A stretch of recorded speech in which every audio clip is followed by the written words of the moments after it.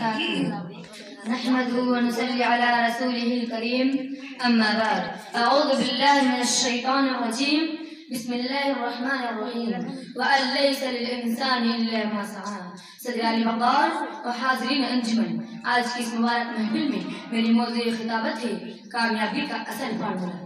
ذی وقار، کاہل، نکمے، بیکار، نااہل اور سست لوگوں کا اپنے غیبان میں جھانکنے، خود احتسابی کرنے کے بجائے ناکامی کے ذمہ دار تقدیر، نصیب، مقدر اور قسمت کو ٹھہرانا سراسر بے مناسب ہے اور لا یعنی ہے۔ کوشش و محنت کو کوسوں دور چھوڑ کر قسمت اور صرف قسمت کے راہ ناپنے والے ہاتھ کے لکیروں، ستاروں کی چال اور طوطی کی بات پر تر پھینکتے ہیں، مدلل بات نہیں کرتے۔ یہاں دلائل پیش کرنے کے بجائے ہمیں قصے اور کہانیاں سناتے ہیں، ہندوستانی فلم مقدر کا سکندر چلاتے ہیں اور اعلیٰ عہدے پر فائز باشعور لوگوں کو ماموں بنا کر اپنا الو سیدھا کر دیتے ہیں۔ صدر علی وقار، میں دلائل سے یہ ثابت کرنا چاہتی ہوں کہ کامیابی کا اصل فارمولہ محنت، مشقت اور کوشش ہے۔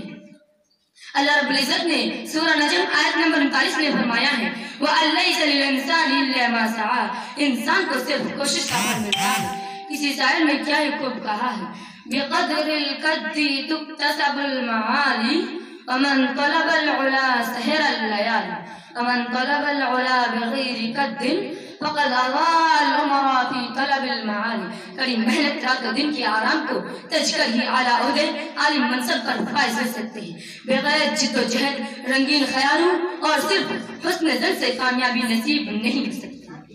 حضرات، پھول جو ہی کھلا نہیں کرتے، بیج کو مٹی میں دفن ہونا پڑتا ہے۔ کامیابی اجتماعی ہو یا انفرادی، دنیاوی ہو یا اخروی، اس کا تعلق صرف اور صرف محنت، مشقت اور کوشش ہے۔ کسی شاعر نے کیا ہی خوب کہا ہے مٹا دو اپنی ہستی کو اگر کچھ مرتبہ چاہو، مٹا دو اپنی ہستی کو اگر کچھ مرتبہ چاہو، کہ دانا خاک میں مل کر گلے گلزار ہوتا ہے۔ انسان چاند پر اگر کامیاب ہوا تو وجہ قسمت نہیں، محنت ہے۔ انسان انسانی جسم کے اعضاء کی پیوند کاری کرنے میں کامیاب ہوا تو وجہ قسمت نہیں، محنت ہے۔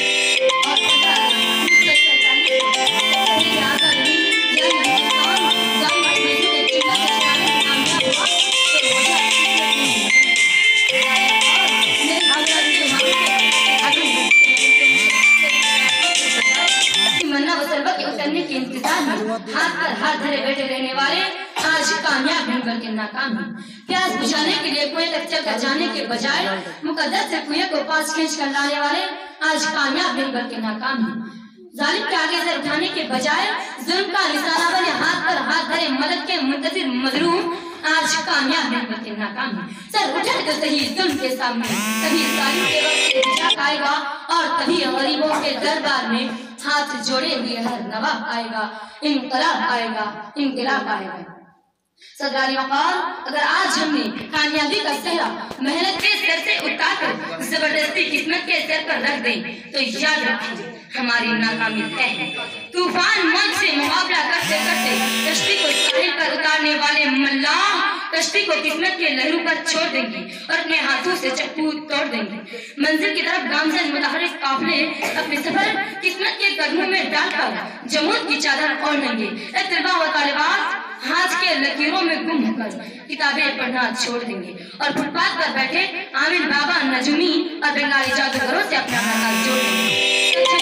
سرے دست سنائے جائے، اتنا ہی ہاں کئی بار سنائے جائے۔ صدر علی وقار، اگر میرے ان تمام دلائل کے باوجود اگر اب بھی کوئی قسمت اور صرف قسمت کے راگ ناپتے ہوئے مقدر کے کچے گھڑے پر بیٹھ کر دریا پار اپنے محور سے ملنے کی طلب رکھے تو میں اس کے لیے بس اتنا ہی کہہ کر اجازت چاہوں گی کہ بے عمل دل ہو تو جذبات سے کیا ہوتا ہے، دھرتی بنجر ہو تو برسات سے کیا ہوتا ہے عمل لازمی تکمیل تمنا کے لیے اور نارنگین خیالات سے کیا ہوتا ہے۔